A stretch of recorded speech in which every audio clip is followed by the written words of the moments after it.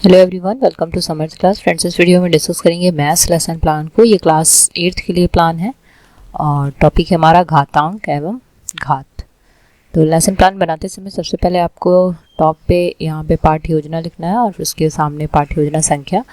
Then उसके बाद black board entries करनी है जहाँ पे आपको लेफ्ट साइड में दिनांक, कक्षा और केंद्र का नाम, मिडिल में विषय, उपविषय, प्रकरण और राइट हैंड साइड में अवधि, वर्ग और चक्र।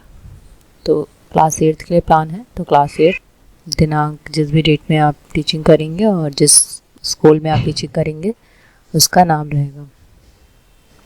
विषय है गणित, उपविषय है अंगणित, प्रकरण है घातांक एवं घात और इसको अंडरलाइन करना बिल्कुल भी मत भूलिएगा। अवधि है 40 मिनट, वर्ग और चक्र आप अपने अकॉर्डिंग डालेंगे। नेक्स्ट हेडिंग रहेगी सामान्य उद्देश्य की। सामान्य उद्देश्य में हम 5 पॉइंट लिखेंगे। तो यहाँ पे आपको गणित शिक्षण के सामान्य उद्देश्य लिखने हैं। पहला पॉइंट है छात्र छात्राओं की मानसिक एवं तार्किक शक्ति का विकास करना। सेकंड है छात्र छात्राओं में मौलिक विचारों को उत्पन्न करना। थर्ड है छात्र छात्राओं में वैज्ञानिक दृष्टिकोण का विकास करना। फोर्थ है छात्र छात्राओं में गणित के माध्यम से अनुशासन बनाना। और फिफ्थ है छात्र छात्राओं में गणित के प्रति रुचि उत्पन्न करना। नेक्स्ट हेडिंग रहेगी आपकी विशिष्ट उद्देश्य की और विशिष्ट उद्देश्य में हम सब हेडिंग लिखेंगे। यहाँ पे ज्ञानात्मक उद्देश्य में लिखेंगे कि छात्र छात्रा घातांक और घात का प्रत्याशरण कर सकेंगे। बोधात्मक उद्देश्य में लिखेंगे कि छात्र छात्रा घातांक और घात की व्याख्या कर सकेंगे।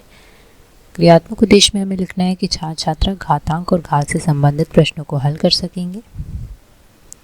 और लास्ट सब हेडिंग रहेगी कौशलात्मक उद्देश्य की। यहाँ पे हम लिखेंगे छात्र छात्रा दैनिक जीवन में घात एवं घातांक से संबंधित प्रयोग कर सकेंगे। नेक्स्ट हेडिंग रहेगी सहायक सामग्री की, जिसमें चौक, डस्टर, रोलिंग बोर्ड, पॉइंटर आदि हमें लिखना रहता है। उसके बाद पूर्व ज्ञान की हेडिंग रहेगी। यहाँ पे हम लिखेंगे छात्र छात्राओं को घात और घातांक के विषय में सामान्य जानकारी है। नेक्स्ट आपका मोस्ट इम्पॉर्टेंट पार्ट आता है प्रस्तावना का। तो ये आपकी प्रस्तावना की हेडिंग रहेगी।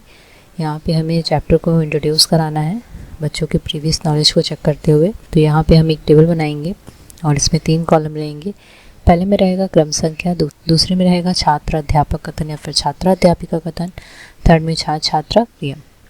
यहाँ पे पहला क्वेश्चन है छात्रा अध्यापिका द्वारा श्याम पट पर लिखते हुए संख्या 8 के गुणनखंड किस प्रकार लिखेंगे। तो इस चीज़ को बच्चे बताएंगे। 8 को हम 2 × 2 × 2 लिख सकते हैं और फिर हम पूछेंगे जो आपने आंसर बताया है इसको और किस प्रकार से लिख सकते हैं। तो इस चीज़ को भी बच्चे बता देंगे कि 2 की पावर 3। नेक्स्ट हम क्वेश्चन करेंगे 2 की पावर 3 में ये जो 3 है इसको गणितीय भाषा में क्या कहते हैं। बच्चे इस चीज़ को नहीं बता पाएंगे तो यहाँ पे प्रॉब्लमेटिक क्वेश्चन हो जाएगा। नेक्स्ट हमारा सब हेडिंग रहेगी।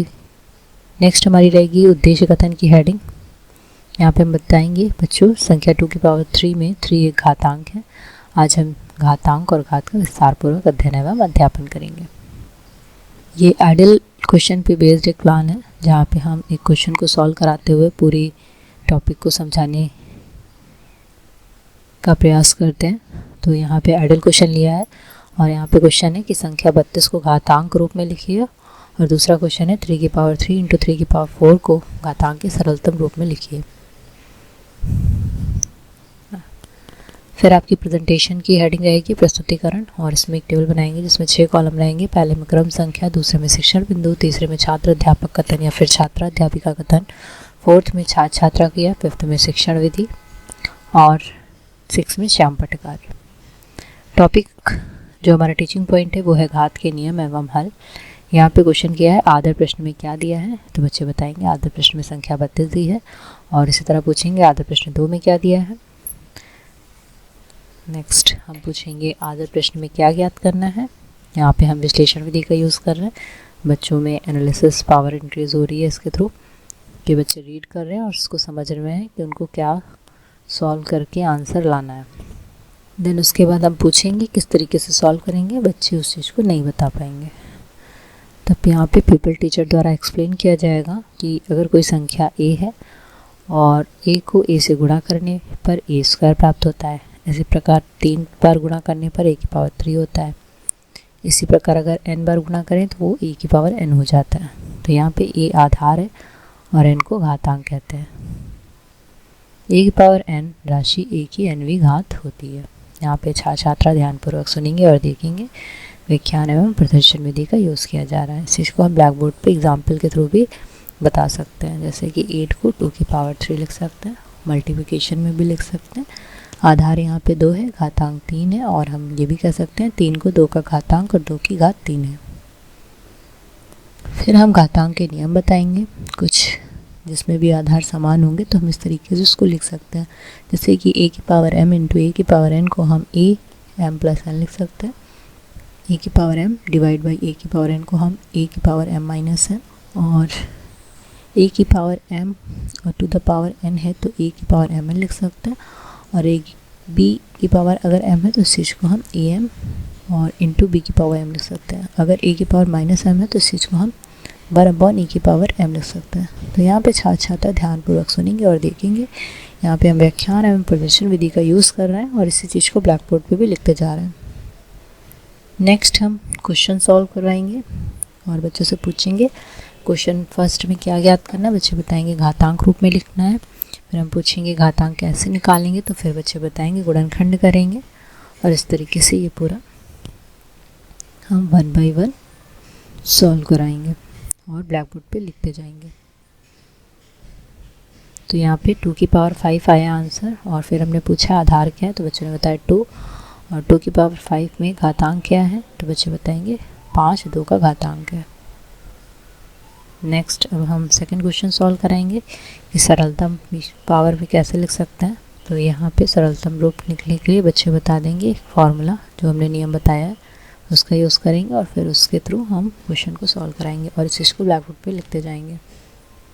और लास्ट में इसका सरलतम रूप हमारा प्राप्त हुआ 3 की पावर 7। ये ब्लैक बोर्ड पे हमने सारे रूल लिख दिए हैं। देन उसके बाद दोनों प्रश्न का हल भी बता दिया। नेक्स्ट स्टडी रहेगी श्यामपट्ट सारांश की। यहाँ पे हम लिखेंगे श्यामपट्ट सारांश बाएं पृष्ठ पर अंकित है।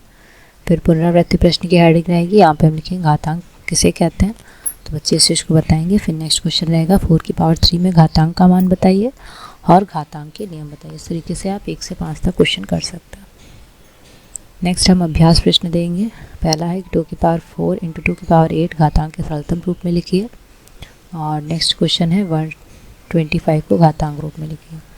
अभ्यास प्रश्न देने के बाद निरीक्षण कार्य, यहाँ पे पीपल टीचर छात्र छात्राओं को अभ्यास प्रश्न करने को कहेंगी और स्वयं घूम घूम कर निरीक्षण करेंगी।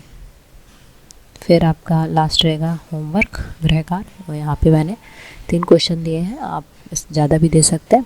तो इस तरीके से क्वेश्चन आप देंगे और ये आपका प्लान कंप्लीट हो जाता है। लास्ट में आपका पर्यवेक्षक हस्ताक्षर की हेडिंग रहेगी सबसे लास्ट में राइट हैंड साइड पे, और ये लेसन प्लान कंप्लीट हो जाता है। आई होप आपको समझ में आया होगा किस तरीके से आइडियल क्वेश्चन को लिखते हुए प्लान बनाएं। आप विदाउट आइडियल क्वेश्चन के भी प्लान बना सकते हैं, बट ये प्लान ज़्यादा इफेक्टिव होता है क्योंकि इससे टीचिंग ज़्यादा इफेक्टिव और इंटरेस्टिंग होती है। सो वीडियो पसंद आए तो इसे लाइक शेयर और चैनल को सब्सक्राइब करना बिल्कुल भी मत भूलिएगा। Thank you so much.